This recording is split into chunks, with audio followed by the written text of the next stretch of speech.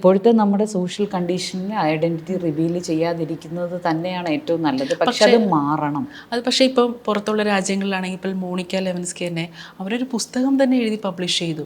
അവരുടെ ജീവിതത്തെ ഈ ഒരു പ്രശ്നങ്ങളെയൊക്കെ ആസ്പദമാക്കി. അങ്ങനെ ഒരുപാട് പെൺകുട്ടികളുണ്ട്. അവരുടെ കടന്നുപോയിട്ടുള്ള അവരുടെ ജീവിതാനുഭവങ്ങളെ ആസ്പദമാക്കി പൊതുമധ്യത്തിൽ വരികയും അവരൊരു പുസ്തകം പബ്ലിഷ് ചെയ്യുകയും വരെ ചെയ്തിട്ടുണ്ട്.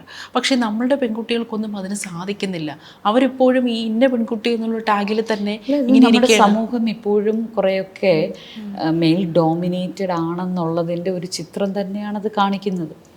നമ്മളുടെ ഇവിടെയും ഇന്ത്യയിലും ഒരു മൂവ്മെന്റ് സ്റ്റാർട്ട് ചെയ്തല്ലോ, മീ ടു എന്ന് പറയുന്നത്. ആ മൂവ്മെന്റ് എന്ത് ചെയ്യേ, എവിടെയാണിപ്പോൾ?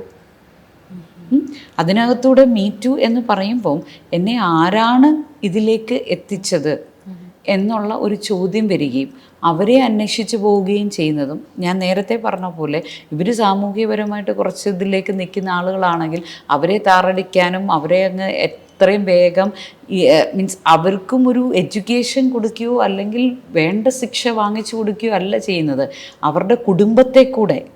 അവരിപ്പോൾ ഇന്ന് കുടുംബസ്ഥനായിരിക്കും, അല്ലെങ്കിൽ അവർക്ക് കുടുംബസ്ഥയായിരിക്കും, അവർക്ക് മക്കൾ, അതിനെപ്പോലും വലിച്ചു കീറുന്ന രീതിയിലുള്ള ഒരു സാമൂഹ്യ എന്താ പറയുന്നത്, നമ്മൾ പറയുമല്ലോ ഒരു കാട്ടുനീതി എന്നൊക്കെ പറയുന്ന രീതിയിലുള്ള ചില കാര്യങ്ങളല്ലാതെ റിയലായിട്ട് ഈ വിഷയങ്ങളെ ആരോഗ്യപരമായിട്ട് ചർച്ച ചെയ്യുകയും ആരോഗ്യപരമായിട്ട് നേരിടാനും ഇന്നും നമ്മളുടെ ചുറ്റുപാടുകൾ തയ്യാറല്ല എന്നുള്ളതിൻ്റെ വ്യക്തമായിട്ടുള്ള ലക്ഷണങ്ങളാണത്.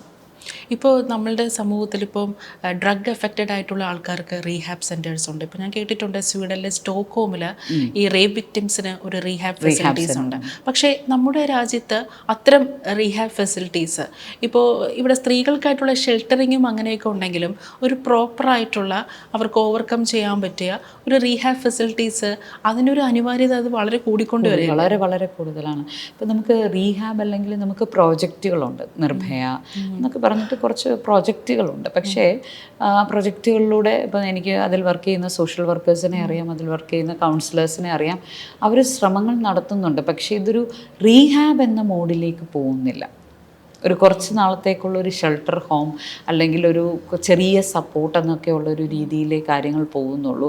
അവർക്കൊരു കണ്ടിന്യൂസ്, ഞാൻ പറഞ്ഞ പോലെ ഒരു ലോങ് ടേം കെയർ, അവർക്കൊരു ഫോളോ അപ്പ് പോസിബിലിറ്റി, അവരുടെ കരിയർ ഡെവലപ്മെൻറ്റ്, അവർക്ക് കുറച്ചുകൂടെ ധൈര്യമായിട്ട് സമൂഹത്തിൽ ഇറങ്ങി നിന്ന് കാര്യങ്ങൾ പറയാൻ, yes I am the survivor എന്ന് പറയാനുള്ള ഒരു അന്തരീക്ഷം നമ്മൾ സൃഷ്ടിച്ച് കൊടുക്കണം.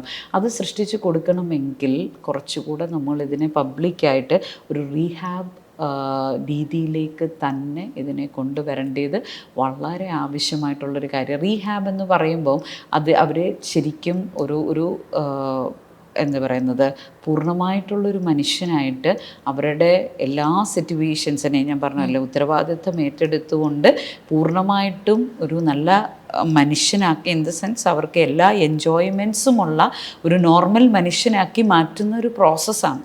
അപ്പോൾ അത് വളരെ എസെൻഷ്യലായിട്ട് വേണ്ടുന്നതും അതൊരു സ്ട്രക്ചറുണ്ട്, അതിനൊരു സിസ്റ്റമുണ്ട്. ഒരു കേവലം ഒരു പ്രൊജക്റ്റ് മാത്രമല്ല, അതിനകത്ത് ഒരു മൾട്ടി ഡയമെൻഷണൽ ടീം അപ്രോച്ചുണ്ട്, അതിനകത്തൂടെ പോകേണ്ടുന്ന പ്രോസസ്സുണ്ട്, അതിനകത്ത് കാലഘട്ടങ്ങളുണ്ട്. അപ്പോൾ ആ രീതിയിലുള്ളൊരു സിസ്റ്റം ഡെവലപ്പ് ചെയ്യേണ്ടത് വളരെ ആവശ്യമായിട്ടുള്ളൊരു കാര്യമാണ്.